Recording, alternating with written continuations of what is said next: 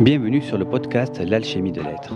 Je suis Alexandre Canal, thérapeute holistique et géobiologue, et je te partage ici ma vision de la conscience, teintée de notions d'énergétique, de néo-chamanisme et de perception extrasensorielle. Si tu chemines vers ta guérison intérieure, vers l'exploration de la conscience, que tu te questionnes sur les mémoires de l'âme ou le sens de l'incarnation, alors ce podcast est pour toi. La vision holistique renvoie à une notion de globalité de l'être. Mais pour moi, c'est aussi être conscient que nous faisons partie d'un tout et que l'extérieur n'est que le reflet de l'intérieur.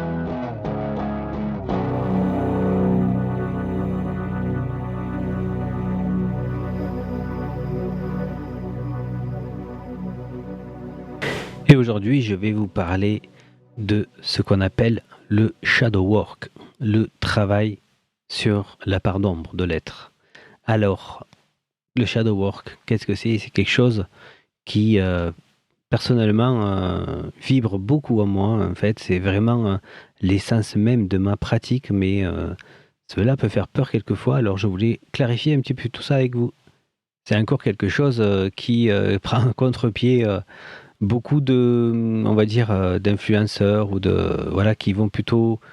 On va dire maintenant ça commence quand même à se populariser, mais pendant une période on avait cette obsession de focaliser sur le positif, de ne nourrir que des pensées positives, etc. Pour se brancher sur le meilleur ou que sur la lumière en fait. Et quelquefois finalement on se met à regarder tellement la lumière qu'elle finit par nous aveugler. Et qu'est-ce qu'elle veut nous cacher ? Elle veut nous cacher nos propres parts d'ombre en fait qui font partie de nous et qui finalement cherchent à s'exprimer. Elles le font par tout un tas de pulsions et de symptômes. Donc ce podcast est bien dédié en fait à la guérison, tout simplement. Déjà, d'où vient ce terme ? Ça vient de Carl Gustav Jung, donc fameux psychanalyste suisse, découvreur de l'inconscient collectif, qui avait donc mis en place le concept de persona et ombre. L'ombre et la persona, en fait, qui représente la persona, le masque social, le masque qu'on va adopter pour nos relations de tous les jours. Et ce masque social, il est quand même influencé par des blessures et des pulsions refoulées. Des pulsions qui sont jugées associables. Donc, elles sont cachées sous le tapis, au fond de nous, mais elles continuent néanmoins, bien sûr, à influencer notre masque social. Et c'est ça qui va créer donc quelquefois des comportements excessifs ou des blessures qui vont s'exprimer par différents comportements, addictions, etc. Et aujourd'hui, le terme shadow work est souvent associé au journaling.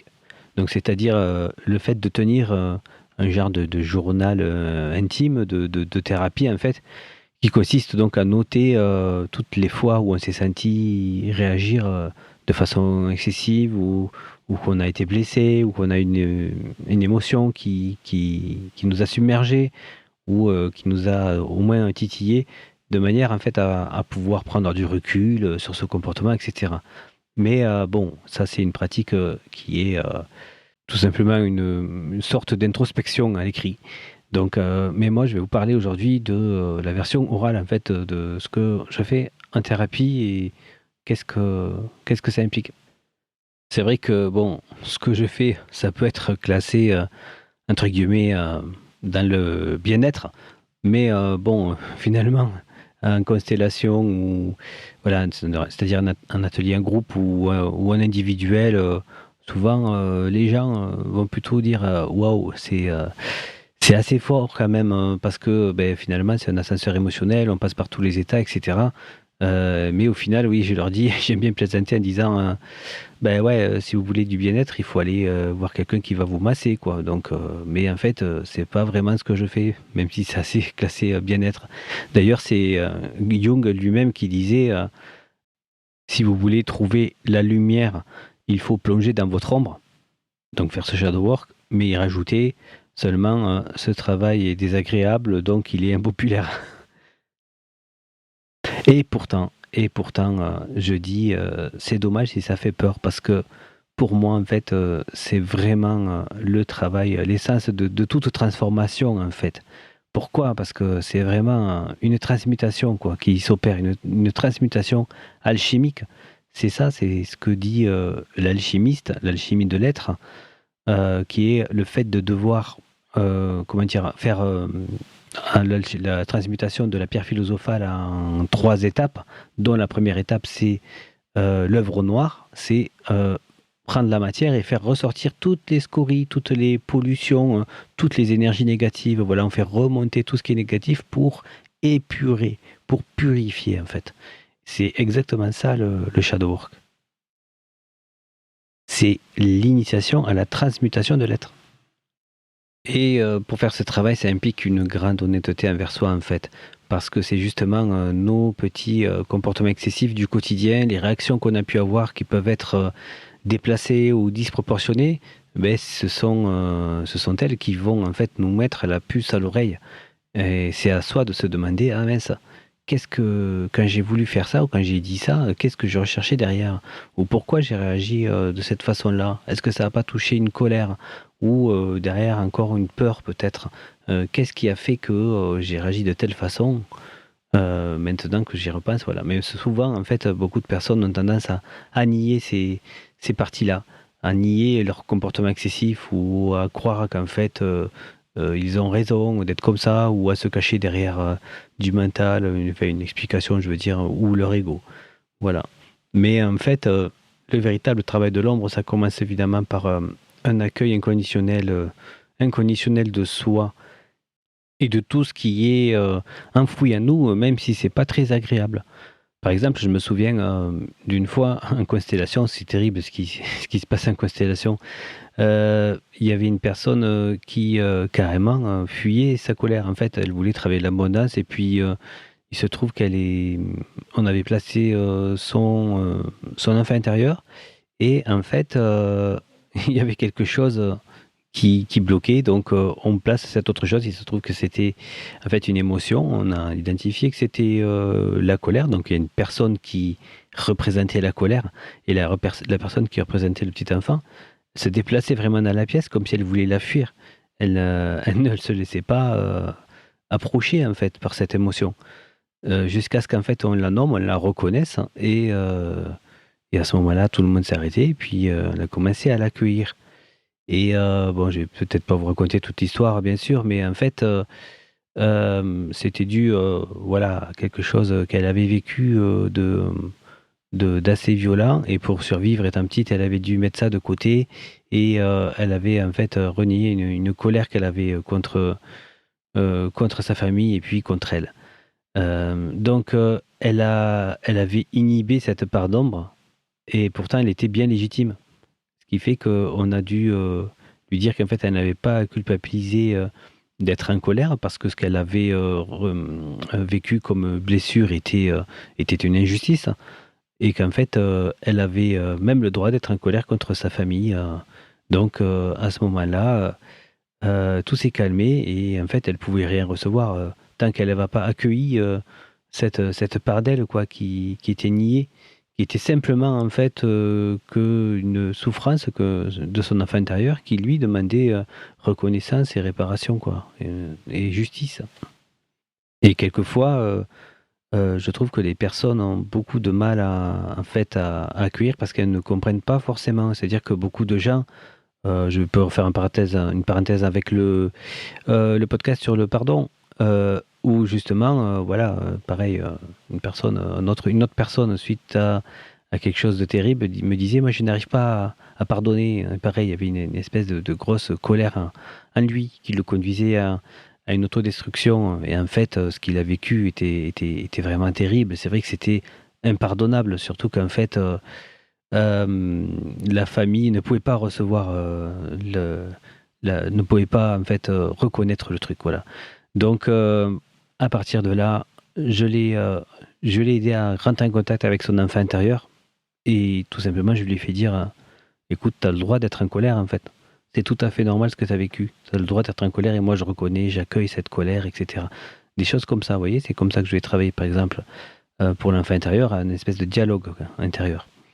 Donc à ce moment-là, effectivement, la personne, est un peu chamboulée et puis en fait, quelques jours plus tard, elle me retéléphone et me dit, «En fait, je me sens hyper triste depuis», alors qu'en fait, c'est quelqu'un qui ne ressentait pas grand-chose à part la colère. En fait, cette colère prenait tellement de place qu'une fois, en fait, qu'on l'a reconnue, il y a toute une tristesse et beh, voilà, la trahison conduit, en fait, à une étape suivante, pardon, la tristesse conduit à une étape suivante dans l'acceptation de sa trahison.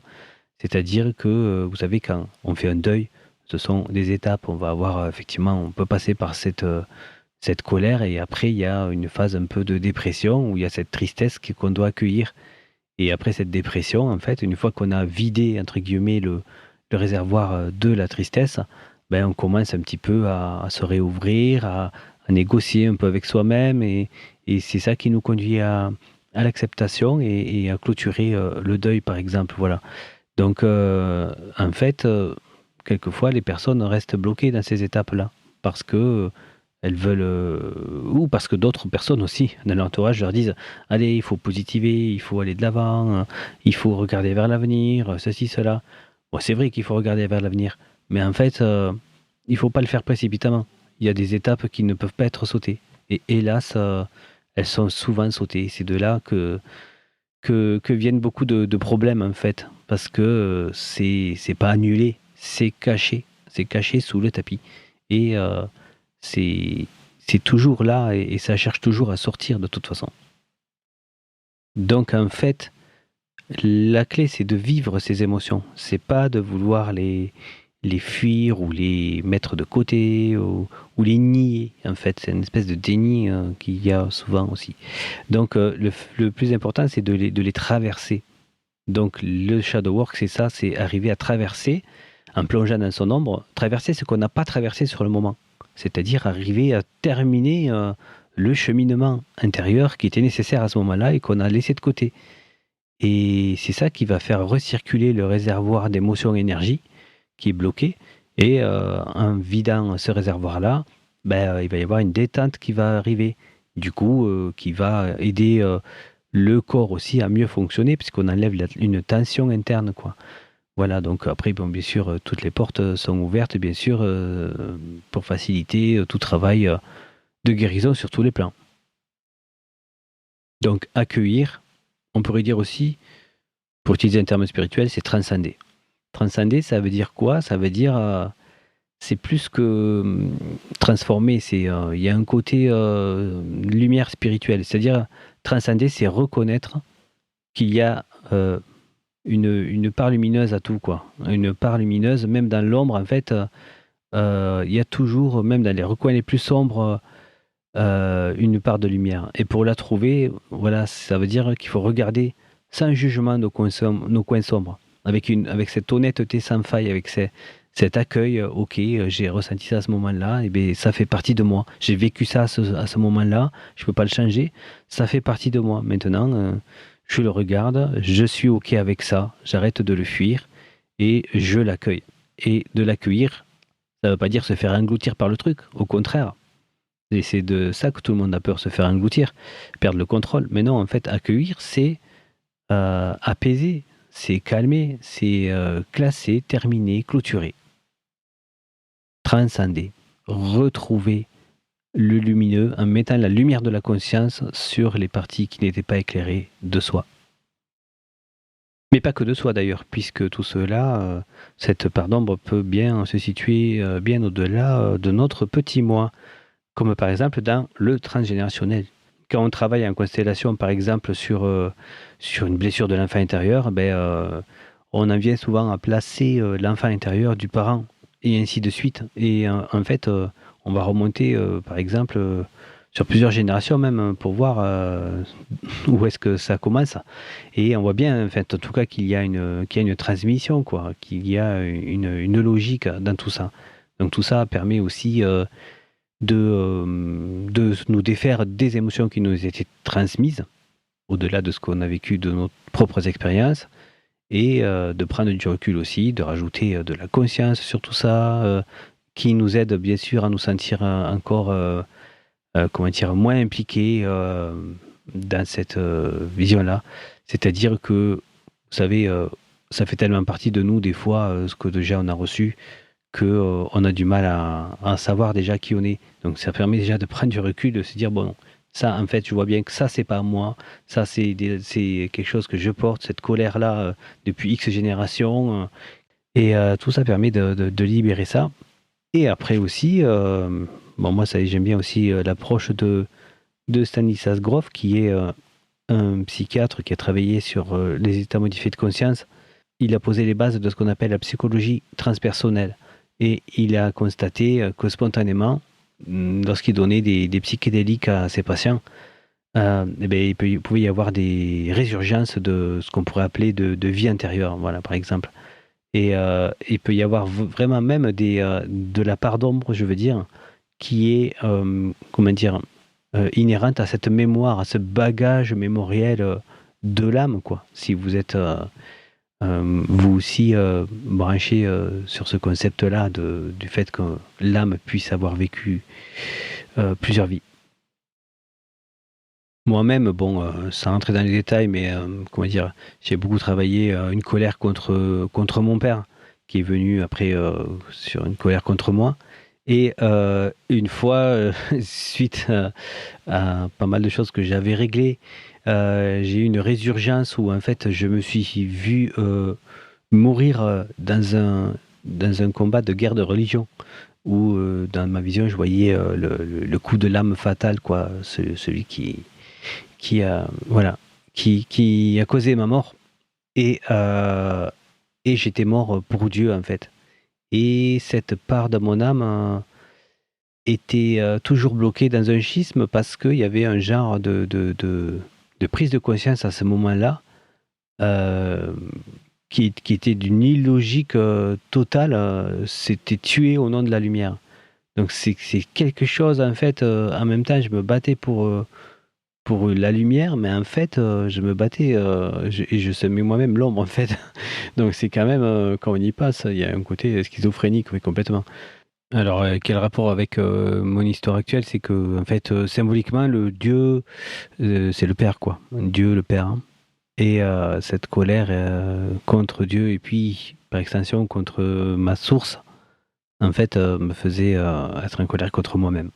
Et contre l'expérience, en fait, même de l'incarnation dans ma nouvelle vie, puisque c'était une décision de ma propre source. Bref, voilà tout ça pour dire que c'est vraiment sur plusieurs plans que cette part d'ombre peut même prendre racine, en fait. Donc, au-delà du côté psychologie, tout ce qui est lié à notre vie, puis avoir d'autres strates qui se cachent derrière. Donc, quels sont les bienfaits de ce travail? Ben, tout d'abord, déjà, il y a un impact sur les relations. C'est-à-dire qu'accueillir l'ombre, c'est avant tout une démarche d'empathie envers soi-même. Donc cela répare aussi l'empathie avec les autres. Si on est empathe avec soi, on peut être plus empathe avec les autres. Donc ça crée une prise de recul en quelque sorte. Ça permet de prendre du recul face aux agressions extérieures. Nous comprenons en fait que si une autre personne se comporte mal avec nous, c'est sa part d'ombre refoulée qui nous agresse en fait, qui crée un comportement excessif. Donc en fait, ça nous permet de nous sentir moins concernés. Et du coup, il y a moins d'emprise. On se laisse moins bloqué par un lien toxique. Un peu comme dit Don Miguel Ruiz dans ses accords Toltec, quand il parle il dit n'en fais pas, quoi qu'il t'arrive, n'en fais pas une affaire personnelle. Ben, c'est ça en fait. C'est, l'autre, il est dans son rêve, il est dans sa réalité en fait. Et quand il fait une mauvaise action envers toi, c'est sa réalité, c'est son point de vue à lui, et il projette quelque chose de sa part d'ombre. Ben, en fait, voilà, c'est ça. La devise, c'est n'en fais pas une affaire personnelle. Ensuite, il va y avoir aussi un impact sur nos expériences. Et c'est là que cette voie, ce chemin, hein, cette thérapie peut être vraiment transformatrice de vie aussi. C'est-à-dire que nous attirons par synchronicité malencontreuse. Voilà, c'est-à-dire les synchronicités, pour faire un petit rappel, donc ça vient aussi de Jung, c'est un concept posé par Jung qui dit que ben, en fait, il n'y a pas de hasard, et tout ce qu'on refoule ça nous revient comme un destin, en fait. Voilà, tout ce qu'on rejette de nous-mêmes nous revient, par l'extérieur, sous forme de destin. C'est-à-dire que ce sont ces hasards qui n'en sont pas, et il peut y avoir des bons hasards, des bonnes synchronicités, mais il y a aussi, bien sûr, des synchronicités malencontreuses, quoi, des lois des séries, des problèmes allez, je sais pas, de circonstances qui sont particulièrement troublantes, et qui enchaînent voilà, tout un tas d'événements, de galères, quoi.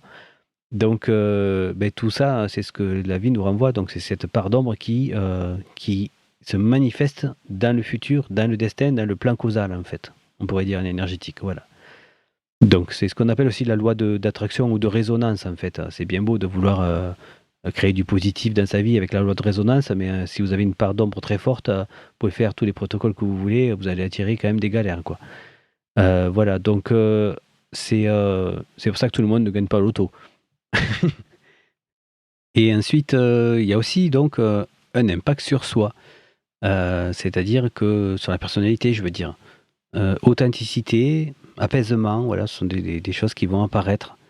Les conflits intérieurs étant démasqués, en fait, on gagne plus en justesse sur tous les plans, les paroles, les actes, notre vision du monde mais surtout le discernement, en fait, la justesse dans le discernement, parce que, évidemment, notre part d'ombre va créer un prisme. Et ça, c'est quelque chose d'important aussi pour les thérapeutes, en fait. C'est qu'il y a plein de thérapeutes qui ont peut-être pas suffisamment, quelquefois, fait le chemin et, euh, et qui n'arrivent pas à voir le truc parce que, en fait, ça fait partie aussi de leur truc à traverser, qu'il y a un prisme qui n'a pas été enlevé, en fait, voilà. Donc, c'est pas forcément évident, toujours. D'ailleurs, il faut trouver peut-être bien sûr le bon thérapeute, la personne qui a traversé suffisamment de choses. Et c'est rigolo puisque d'ailleurs, maintenant que j'y pense, quand moi je travaillais certaines choses, j'ai souvent vu qu'ensuite j'avais une vague de gens qui avaient la même problématique. Ou en même temps que je prenais conscience de cette problématique et que je la travaillais, j'avais d'autres personnes qui m'arrivaient et du coup ça me faisait écho à ma situation aussi. Ça, j'ai souvent remarqué, quoi. Donc voilà, près de un siècle plus tard, après Jung, on fait toujours du shadow work.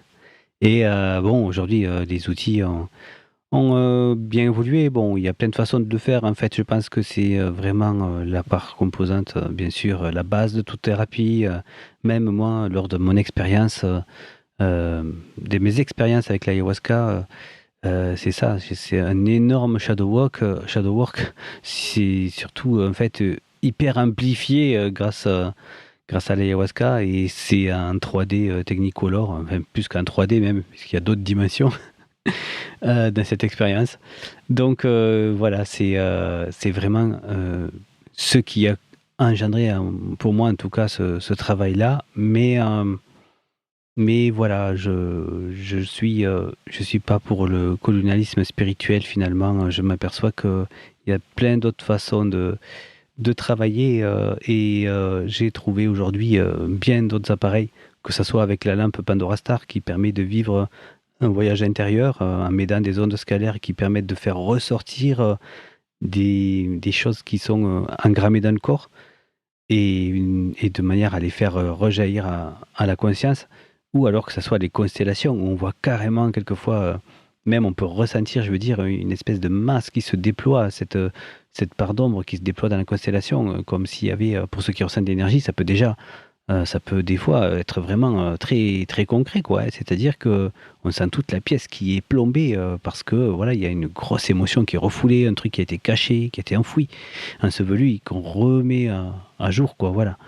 Donc il y a tellement de façons de faire, bien sûr. Moi, j'ai ces façons-là et je trouve que vraiment, c'est peut-être même, je pense vraiment, c'est quelque chose qui se passe à notre niveau, peu importe la technique, en fait, c'est la couleur de mon âme, en fait, qui fait que, ben, voilà, j'ai plongé. Je ne sais pas pourquoi, j'ai pas eu peur de plonger. C'est quelque chose que je m'explique pas. Et donc, je suis à même d'accompagner sûrement les gens à faire de même, quoi, voilà, avec tout ce que je suis, avec mes limites aussi, bien sûr. Voilà, donc mais ce que j'ai compris dans tout ça, c'est que c'est pourquoi? C'est, beh, pour se retrouver soi, au final. C'est-à-dire une fois qu'on a enlevé tout ça, toutes ces zones d'ombre, on retrouve, le fil de lumière qui est au fond de soi, qui est l'essence de soi. Donc retrouver sa couleur et moi, je suis persuadé que c'est un choix de l'âme, qui est de s'égarer momentanément, pour poursuivre ce jeu de piste, quoi, et comprendre, en fait, se souvenir de qui on est et pouvoir amener un peu plus cette lumière, dans cette humanité. Voilà. Donc on pourrait résumer que même si c'est difficile à dire, quelque part, tout est juste et le chemin n'a qu'un but pour moi, c'est se perdre pour se retrouver soi, voilà. Et le fil conducteur, c'est soi. Parce qu'une fois qu'on a trouvé, le fond, du gouffre, ben, en fait, on peut que se trouver soi, le fil conducteur à toute cette expérience, c'est soi. Donc faites le tour et il restera qu'une seule chose à trouver, que vous avez déjà trouvé, en fait. C'est juste l'ego qui nous le fait oublier. Mais bon, la dissolution de l'ego, ça sera peut-être pour un autre épisode. Je te remercie de ton écoute, j'espère que cet épisode t'a parlé. S'il t'a plu, n'hésite pas à le liker et le partager. Tu peux suivre mon actualité sur mon site alexandrecanal.net, sur Instagram alexandre.canal.alchimie ou sur ma page Facebook, l'alchimie de l'être. À très bientôt.